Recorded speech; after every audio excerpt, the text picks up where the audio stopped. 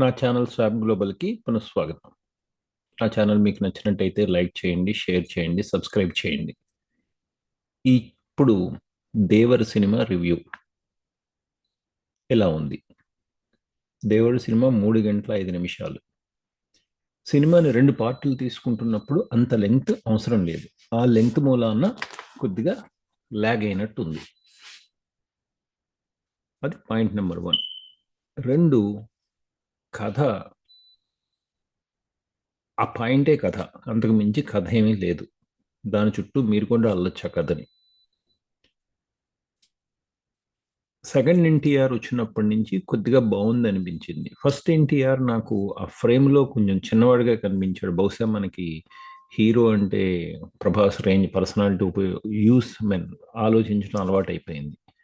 అందులో ఫ్రేమింగ్ కూడా ఎవరు అడిగారు ఇంటర్వ్యూలో రత్నవేల్ని, మీరు should have shown him little bigger అని.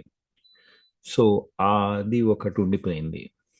తర్వాత ఈ అమ్మాయి రోల్ చాలా చిన్నది, ఒక 5 నిమిషాల కన్నా ఉండదు. నా మేనల్లుడు నాతో వచ్చాడు, సో డిసప్పాయింటెడ్. పక్కన వాళ్ళ నాన్న కూడా ఉన్నాడు, ఆయన డిసప్పాయింటెడ్, గట్టిగా డిసప్పాయింట్ అయ్యాడు, అంటే ఎక్స్ప్రెస్ చేసి. సో ఇంకో పాట ఒకటి అయితే లేదు, as usual as people thought. సినిమాలో మ్యూజిక్ కొద్ది చోట్ల ఇరిటేటింగ్గా అనిపిస్తుంది. So it's a drawback. పాటలు కూడా కొద్దిగా డ్రాబ్యాక్. నాకు అనిపించింది ఏంటంటే, మీరు టైటిల్స్ చూడంగానే టైటిలింగ్ ఒక దగ్గర నుంచి కాపీ చేసినట్టు అనిపిస్తుంది. మీకు తెలుసు, ఆ కత్తుల దేవుడు, వాట్ ఎవర్ ఇట్ ఈస్, ఆయుధాల దేవుడు, వాట్ ఎవర్, అది చూడంగానే మీకు ఒక ఫేమస్ సిరీస్, హెచ్బిఓ సిరీస్ గుర్తుకొస్తే నేను అంతవ్యుణ్ణి కాదు. తర్వాత ఇంకొకటి, ఈ ఎండింగ్ మీరు ఎప్పుడో 2012లో చూసిన ఒక సినిమా గుర్తుకొస్తుంది. ఓకే, గుర్తుకొస్తే అది మన తప్పు కాదు, ఐ మీన్ ఇట్స్ డైరెక్టర్ తప్పు. బేసిక్గా ఏంటంటే, 2 భాగాలు సినిమా తీసినప్పుడు ఒక భాగానికి 3 గంటలు ఉంచవలసిన అవసరం అయితే లేదు. ఇట్ కెన్ యాక్చువల్లీ బి తక్కువ ఉండొచ్చు. తక్కువ ఉంటే it would have been much better. NTR చాలా బాగా యాక్ట్ చేశాడు, కొన్ని సీన్స్ బాగున్నాయి.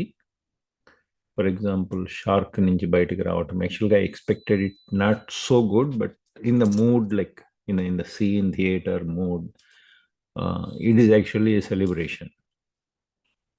ఓకే, సో పాటలు మీకు తెలుసున్నవే, ఎక్సెప్ట్ ఫర్ చుట్టమల్లే, ఆ ఒకటే పాట ఉంటుంది శ్రీదేవి కూతురుతోని.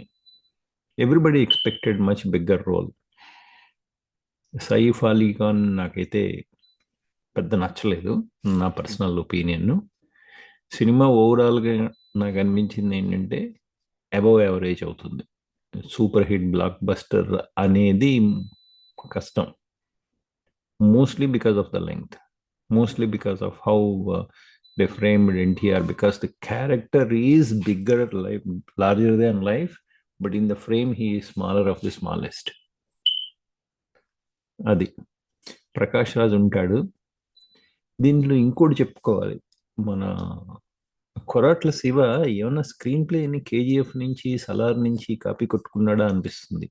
అంటే స్టోరీ ముందుకు జరపటం నెరేటర్ చేత చెప్పిస్తాడు.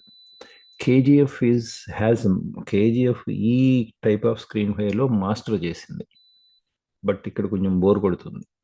కథను ముందుకి ప్రకాష్ రాజ్ తీసుకెళ్తూ ఉంటాడు, సర్ప్రైజింగ్లీ ప్రతి సీన్లో ఉంటాడు అనమాట. సో కథ చెప్పేవాడు ప్రతి సీన్ చూసినట్టు. Anyway, the cinema is by and large average and above average. Hope people will look forward for the second part. Thank you. Good luck, NTR.